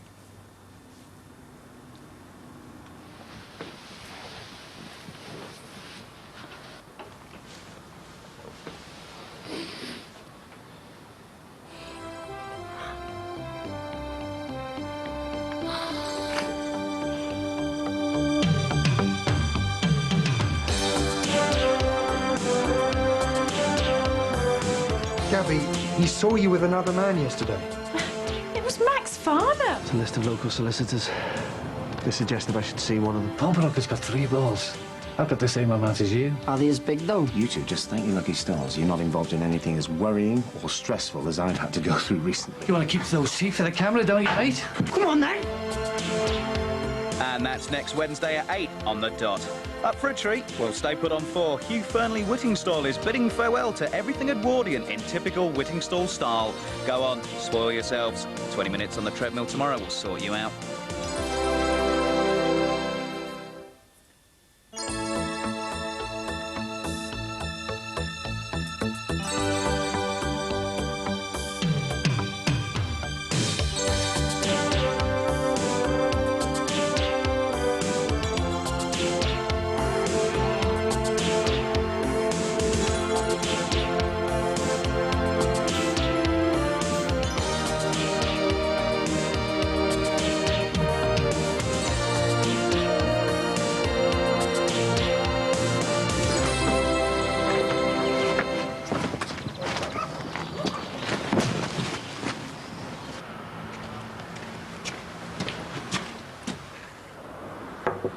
Come in.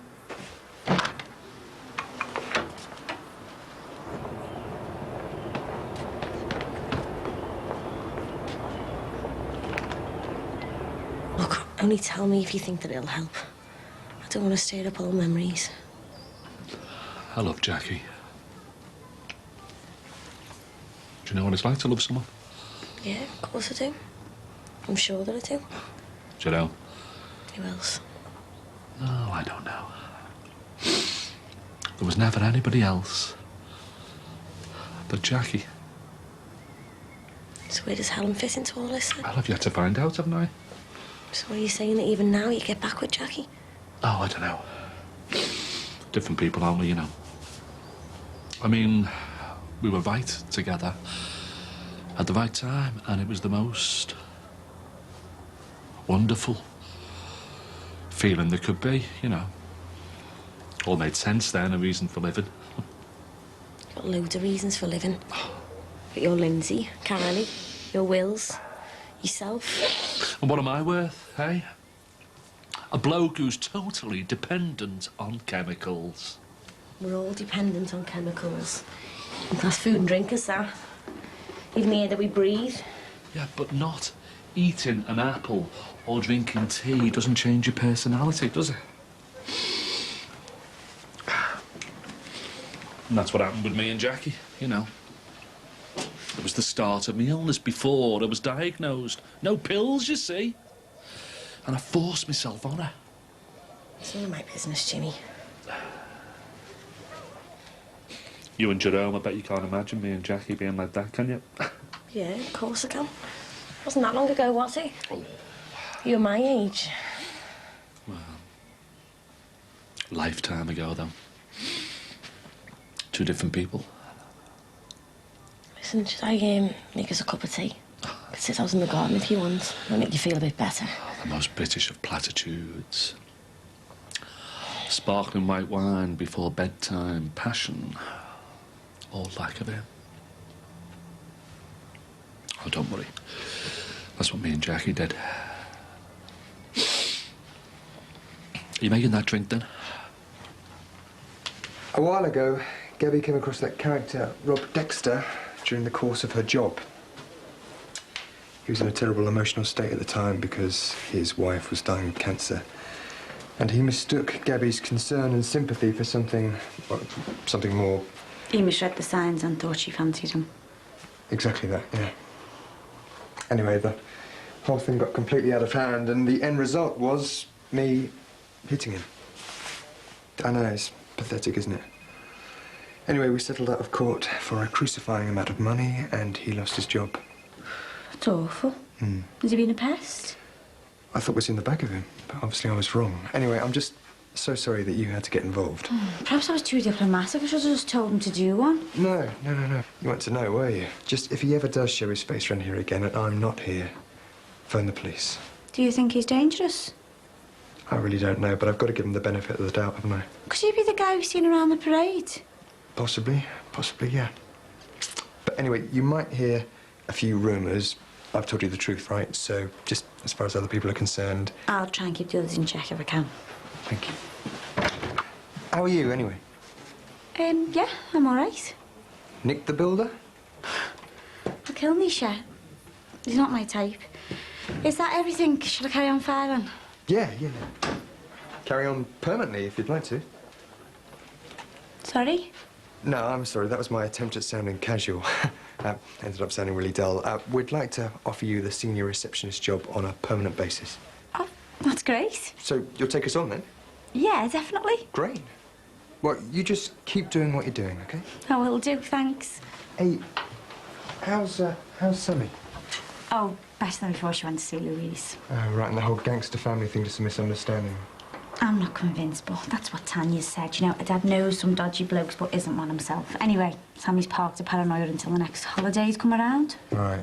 Yeah, you know, I used to go to school with some lad whose dad was a big-time villain. Oh, yeah? Yeah, it was obviously a very successful one. It was great. We used to get into the casinos and clubs underage. That's before I grew up, obviously. Right, then I'll get back to my desk. Yeah, cool. Well, I hope you don't have any more unpleasant surprises. Oh, I'm sure I will do over the years. And thanks for the job. You're welcome.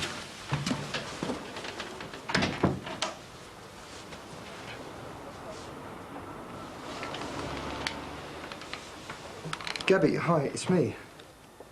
Yeah, I was just wondering if you could pop home for a bit.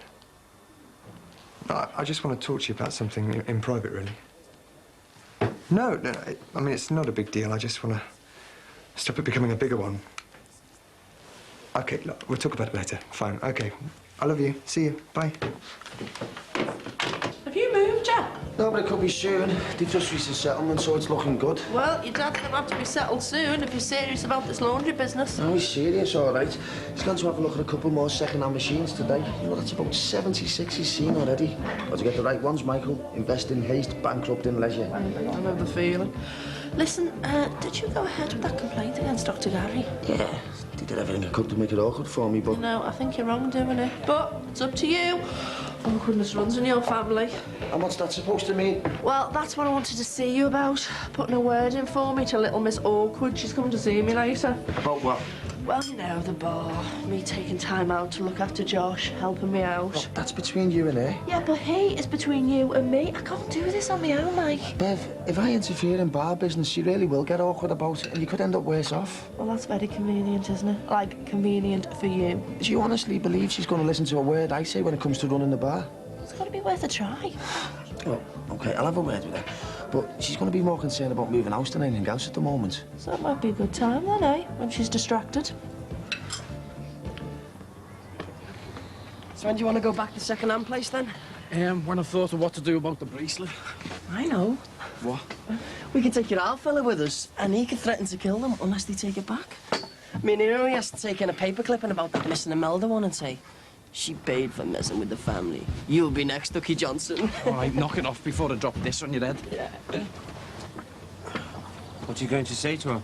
That she's got to get her act together and continue as bar manager. Well, you can't make her if she wants to demote herself. I can make it hard or easy for her. She needs the job, but she has to do it under my conditions. Max, you know what she's like. Her ideal job would be to stay at home and me shove her wages under the door.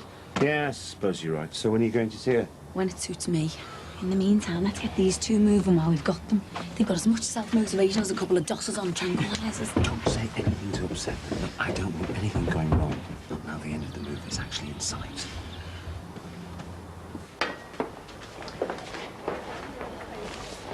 You know, I thought if we could get our sex life sorted, then everything else would fall into place. It didn't. She's not here, is she?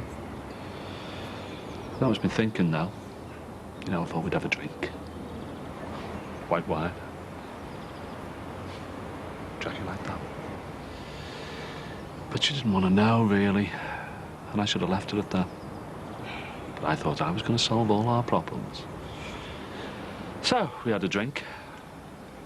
Went to bed. And I kidded myself we were back in the swing. So she willingly went to bed with you then? Well, I didn't have to drag her up the stairs, if that's what you mean. But she didn't want to do it. And did she tell you that? No. So why are you torturing yourself about it then? Because it's part of the pattern, Nikki. She was the first, you were the second, and Helen could be the third. I can't be trusted. It's hard for us not having a place of our own, but at least you've got that. You'll be moving home to the bungalow soon. Yeah, I suppose. You don't sound so happy. To be honest, I don't know how I feel about it. Well, you must be looking forward to you and me getting your privacy back. I'd give anything if it was just me, Beth and Mike in our own little home. Exactly. You don't have to live with Ray. How do you mean? He's so set in his ways and opinions, and he thinks he's always right. Well, you're happy with him, aren't you? Well, it depends what you call happy. He doesn't mistreat me in any way, and he'd never see me short of anything. But he's still into shag pile and soft furnishings. I want brass and steel. And he's not great company when it comes to just the two of us being together.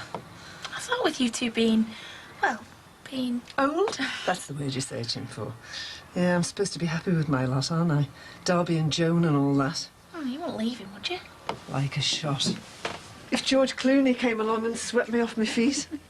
But to be honest, I can't see either him or Harrison Ford fighting over me. Harrison Ford? Oh, I think he's gorgeous. He's a joiner like our Greg. Well, I'm learning things about you. Oh, you'd be surprised what I think about when I'm sitting on the spin dryer. Jessie. Well, if I didn't, it'd vibrate out the kitchen. Anybody fancy a brew? Oh, yeah, that'd be lovely. Not for me, thanks. I'm off upstairs, get myself organised. She's a bundle of laughs. Depressing or what? Oh, I don't know. She has hidden debts. It's a list of local solicitors. They suggested I should see one of them. But when you think about it, they had to do that, didn't they? Do you think? They have to advise you to see a solicitor to cover themselves. Don't get too depressed. I just keep thinking about Mickey Edwards. 2 years he did for nothing. He did attack someone. Oh, yeah. Just like the police think I did to the Clough girl. Don't. Oh, this is getting heavy, Di. I mean, Mickey Edwards only got out because someone confessed to the killing that he was supposed to have done. There's plenty of people locked up for stuff they never did. It's always on the telly, isn't it? Do you really think that's going to happen to you? Look, I know this must sound soft to you, Di, but they're on me case. I work in 2 schools. In those 2 schools, 2 girls go missing. Oh, no. According to the police, 2 bullies go missing. And I'm sat in the police station telling them I can't stand bullies. I even said I lost it with Clough. I told them I hit her. Lost it. I won the best bit. And I didn't even put it all together till I was sat in the CAB with the woman. The best bit. I even gave myself the perfect alibi. I was at a health and safety meeting that never took place. Can't you see? I've even blown myself out the water. So what did Bev want? I want me to talk to our Jackie about the bar. See if it's got anything to do with me. Is it more like who can look after Josh? Yeah, but don't worry, that'll get sorted out. I'll take your word for it. Did you ever hear from that computer job? Yeah, they sent me an application form, but well, that would have suited me a while back. Oh, why then and not now? Because they want graduates for the job, and I'm an ex-graduate. They wouldn't even consider me for an interview. Oh, don't be so negative. You'll get nowhere with an attitude like that. Do you think so? Definitely. No, it's the time, Rich. Yeah, you're right. Would be with that gob on you. Set your sights higher and go for it, for God's sake. Do you really think so? Yeah, of course I do. The least you can get from it is some interview practice. Tell me I didn't just see Steve and Tim driving away from here. Yeah, you did, but they said they won't be long. Seen Bev yet? In my own time, why? She wanted me to have a word with you.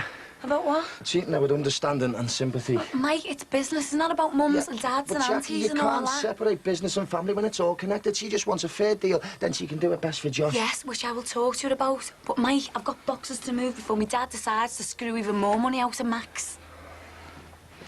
Oh, well, you did your best. Leave them to sort that out. You concentrate on your interview. All right, on this very last time, I will mention that man's name, and then perhaps we can dump him and get on with living sensibly. He's been around for a few days, and without actually pestering me, he's made his presence felt. Gabby, he saw you with another man yesterday. It was Max Farnham. I'd gone into the shelf to book a table, and we had a chat and a drink, and gosh, I never thought we'd get caught. I never dreamt that anybody from round here would notice us sitting in the middle of the shelf in the middle of the day. What were you talking to Max about?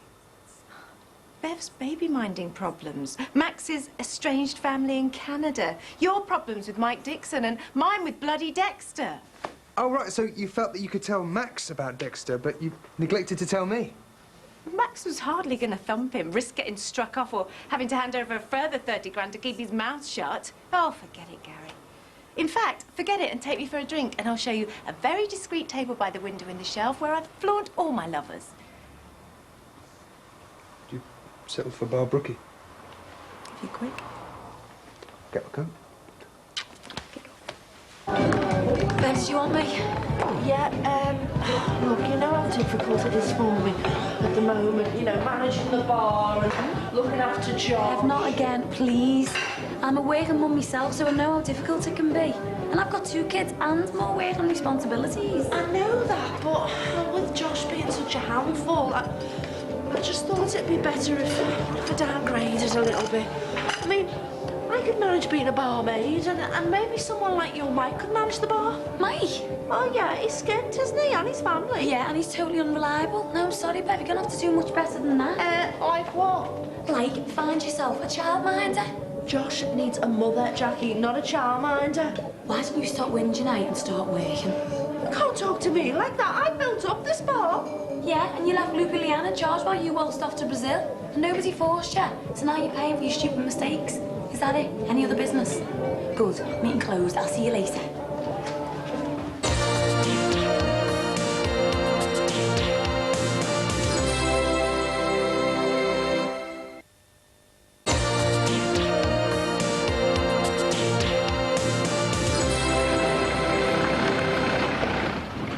I'm amazed more people aren't murdered. Well, I suppose they are in other countries. You know, battling warlords and all that. Hey, do you reckon we'd all do it if we can guarantee getting away with it? Oh, a man protects his own life by looking after everybody else's. What are you on about? Well, if you don't want to get murdered, don't kill anybody else. It's no guarantee, but it must help. And you still stick by your dad being innocent, eh? He hasn't got the battle for it, has he?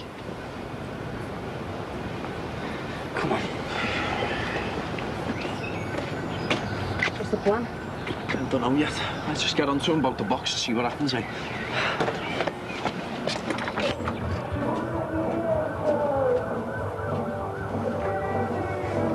When'd you do repairs?